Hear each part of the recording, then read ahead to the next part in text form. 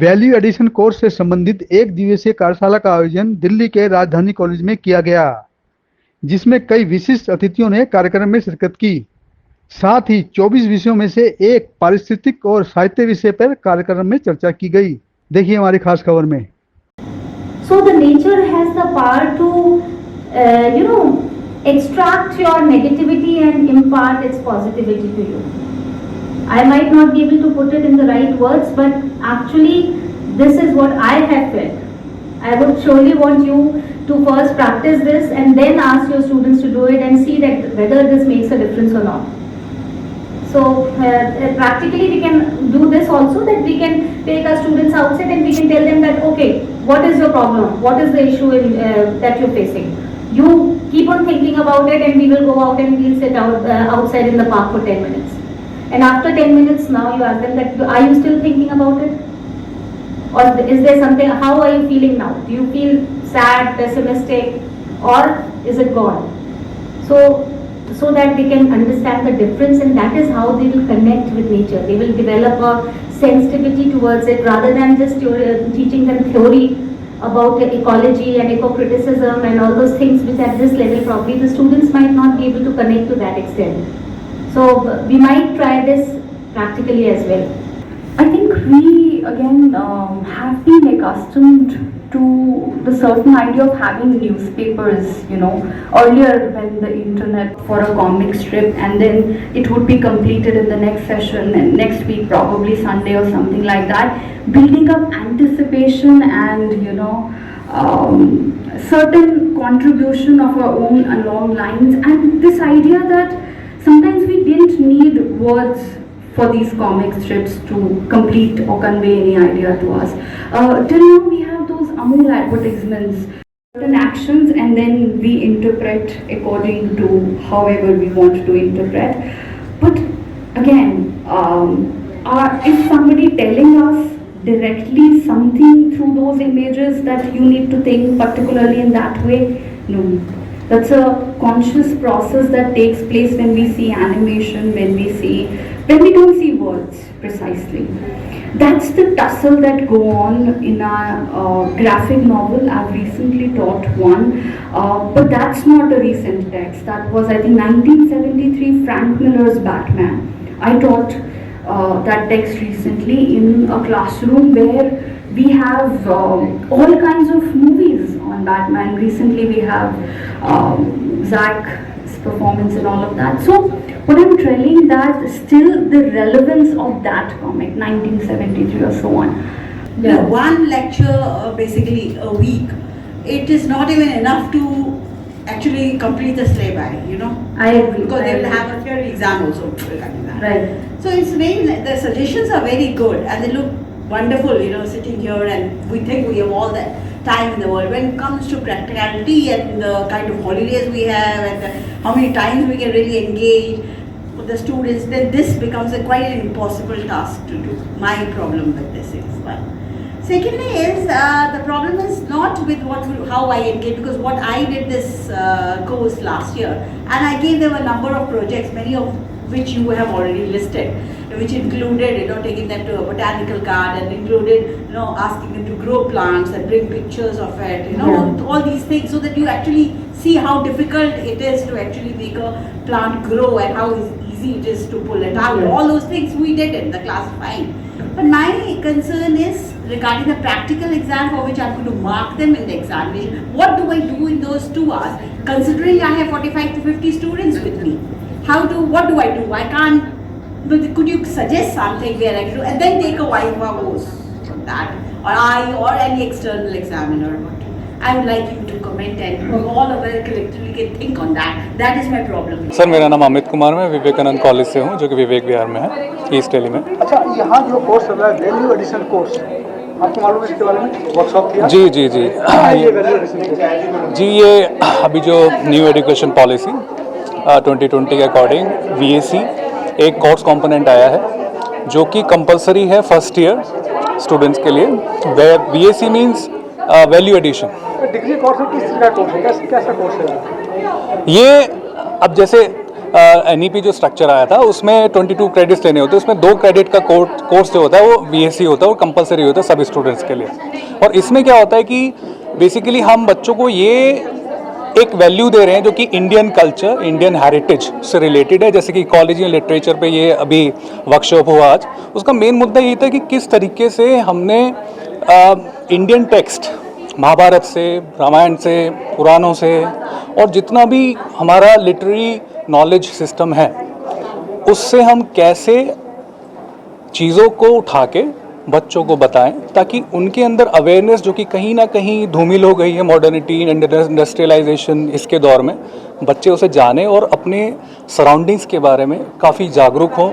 और जिस तरीके का हम डिग्रेडेशन, इकोलॉजिकल डिग्रेडेशन और इकोलॉजिकल डिज़ास्टर्स देखते हैं उसको कुछ हद तक उसे कम कर पाएँ और यही हमारी सबसे बड़ी अचीवमेंट होगी। 1 साल का कोर्स है जी। ये एक्चुअली ये बच्चे जो होते हैं इसको फर्स्ट ईयर और सेकंड ईयर में इसको पढ़ना पड़ता है। फर्स्ट ईयर सेकंड ईयर 2 साल।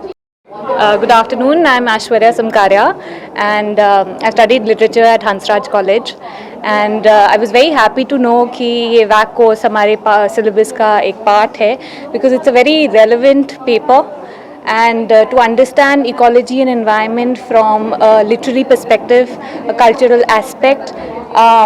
हमने romanticism पढ़ा था as undergrad students, but this is a step forward in terms of understanding the relationship in one's surrounding and to understand the relevance of how we are embedded in nature, कि हम nature के बाहर नहीं हैं, we are a part of nature and not apart from it. So ये बहुत important course है. I'm very happy to be a part of this system, to be able to teach this and students का भी बहुत positive response रहा है and not just in terms of पढ़ाई कर रहे हैं क्लास में, हम actually क्लास से बाहर जाके इस कोर्स को समझते हैं, अपने environments को समझते हैं, which is a very big step in terms of आप पढ़ाते कैसे हो. Pedagogy के लिए भी it's a initiative and a new direction to step outside of the classroom and to look at the world in terms of something that surrounds us and that's something that we are responsible for. And so I hope that ये course में और editions आगे आएँ, हमारे को और lectures मिले इसको पढ़ाने को. सर, आज राजधानी कॉलेज के अंदर वैल्यू एडिशन कोर्स जो यहाँ सिखाया जा रहा है, टीचर कोर्स, सभी टीचर आए हैं, कई कॉलेज से आए हैं लोग, तो क्या है ये वैल्यू एडिशन कोर्स, जरा बताएंगे आप? जो ये राष्ट्रीय शिक्षा नीति 2020 है उसमें वैल्यू एडिशनल कोर्स हम सब बच्चों को पढ़ाना है हमें, और ये 22 टोटल हमारे कोर्सेज हैं. तो आज 22 में से एक कोर्स की वर्कशॉप राजधानी कॉलेज करा रहा है, जिसमें प्रोफेसर वर्षा गुप्ता हमारी कोऑर्डिनेटर हैं इस कोर्स की, राजधानी कॉलेज की. और जो वैल्यू एडिड कोर्स दिल्ली विश्वविद्यालय का है, प्रोफेसर निरंजन कुमार जी हैं, वो उसके चेयरपर्सन है पूरे कोर्स के. तो आज हम लोगों ने ये कोर्स के लिए वर्कशॉप की है, जिसमें कोर्स कंटेंट क्या हो, कोर्स कैसे पढ़ाया जाए और नई नई चीज़ें कैसे निकल के आए. एक तो ये चीज़ थी. तो आज इसका हमारा उद्घाटन था, एक दिन की ये वर्कशॉप है. प्रोफेसर बलराम पानी जी जो हमारे डीन ऑफ कॉलेजेस हैं वो मुख्य अतिथि हमारे थे, और हमारे जो राजधानी कॉलेज गवर्निंग बॉडी के जो अध्यक्ष हैं प्रोफेसर आशुतोष शर्मा, वो आज हमारे बीच थे. और प्रोफेसर निरंजन कुमार जी जो इस वैक कमेटी के जो दिल्ली यूनिवर्सिटी की है उसके चेयरपर्सन हैं, वो आज हमारे साथ थे. और एक और हमारे विशिष्ट अतिथि थे रविशंकर जी. तो इन सब लोगों ने अपने अपने विचार रखे कि इस कोर्स से कंटेंट कैसे हों, और जो आने वाली पीढ़ी है जो अपनी एक जड़ों से कटती जा रही थी, और जो भारतीय ज्ञान परंपरा है, जो हमारे स्टूडेंट्स हैं, वो एक एथिक्स की हम सब ने उनसे बात की, बच्चों से, टीचर से बात की. और एक संपूर्ण विकास स्टूडेंट का तभी होगा जब उसमें कोर्स की पढ़ाई के साथ साथ वैल्यू एडिशनल कोर्स भी होंगे, और इसके अलावा हमारा स्किल एनहेंसमेंट कोर्सेज भी हैं जो हमारे मेन कोर्स के अलावा NEP 2020 के पार्ट हैं. तो वो भी पढ़ाए जाएंगे. और स्किल एनहेंसमेंट कोर्स का मतलब है कि जब विद्यार्थी निकलेगा अपनी ग्रेजुएशन पूरी करके, उसमें इतनी तो स्किल हो कि मार्केट में उसके लिए जॉब हो। और NEP 2020 का जो मेन मकसद है कि स्टूडेंट्स को डिग्री के साथ साथ जॉब लेने के लिए तैयार करना NEP का मेन उद्देश्य है। तब दो चीज़ें हैं इसमें, वैल्यू एडिशनल और आपका स्किल एनहांसमेंट। वैल्यू एडिशनल तो उसको अच्छा इंसान बनाएगा और अच्छे उसको संस्कार देने में मदद करेगा, और स्किल एनहांसमेंट कोर्स उसको अपस्किलिंग के लिए तैयार करेगा, एक स्किल उसकी हो जिससे उसको मार्केट में जॉब मिले। इसको ये भी कहते हैं छुपी हुई प्रतिभा सामने आए जो किसी फील्ड में हो। हाँ, वो भी जो प्रतिभाएं हैं हमारे छात्रों की, कोई राइटिंग में अच्छा है, कोई बच्चा कम्युनिकेशन में अच्छा है, सारी स्किल्स हैं। सॉफ्ट स्किल भी हैं कंप्यूटर की, हार्ड स्किल्स भी हैं, और जो प्रोग्रामिंग है अलग अलग तरह की, तो ये सारी इसमें भी काफ़ी विस्तार से हम बच्चों को पढ़ाते हैं। तो कॉलेज प्लेटफॉर्म दे रहा है हर बच्चे को अपनी प्रतिभा दिखाने बच्चे को प्लेटफॉर्म दे रहा है।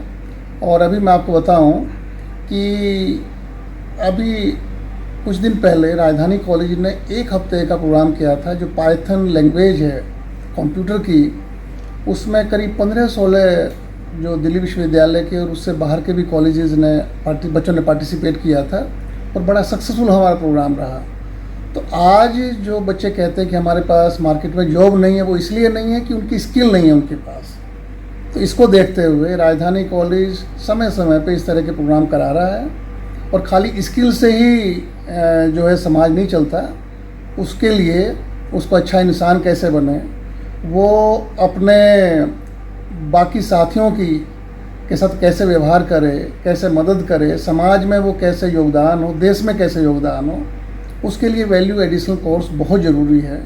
तो इसी को लेके राजधानी कॉलेज ने और दिल्ली विश्वविद्यालय ने एक वर्कशॉप कराई है, और आगे भी किसी और विषय पे जो वैल्यू एडिड कोर्स है राजधानी कॉलेज वर्कशॉप कराएगा, और इसी तरह से जो हमारा स्किल एनहांसमेंट के कोर्सेज हैं उस पे भी किसी और कोर्स पे प्रोग्राम कराएगा।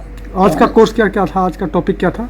आज का टॉपिक था हमारा इकोलॉजी एंड लिटरेचर। क्या होता है इसके अंदर, बताएं क्लियर करें। जो एक प्रकृति है, अगर मैं उसको एक साधारण भाषा में कहूँ, और हमारा जो साहित्य है, लिटरेचर है, उसमें आपसी क्या संबंध है, तो ये बहुत पुरानी परंपरा है। कोई नए भारतीय अगर मैं परिवेश में बात करूं तो कोई नई चीज़ नहीं है, लेकिन हम भूल गए थे उन सब चीज़ों को। जैसे आज मैंने अपने भाषण में कहा कि मेघदूतम जो कालिदास का बहुत महान काव्य है, उसका हिंदी अनुवाद मैंने पढ़ा, तो उससे बड़ा कोई इकोलॉजी का ग्रंथ हो नहीं सकता। इसी तरह से जो एक घाघ की कहावतें हमने बचपन में पढ़ी है, घाघ जैसा इतना बड़ा कवि जिसने कृषि पे लिखा है, जिसने पर्यावरण पे लिखा है, जिसने जलवायु पे लिखा है और खेती पे लिखा है, तो आज का युवा इन सब चीज़ों से दूर हटता जा रहा था। तो जो हमारी नेशनल एजुकेशन पॉलिसी है उसका बहुत बड़ा योगदान है।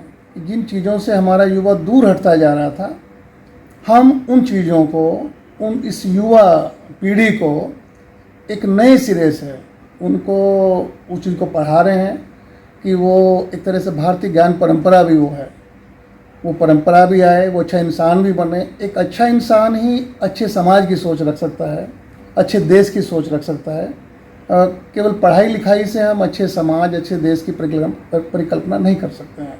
तो इसी को लेकर राजधानी कॉलेज ने प्रोग्राम कराया था, और आगे भी इस तरह के प्रोग्राम राजधानी कॉलेज कराता रहेगा।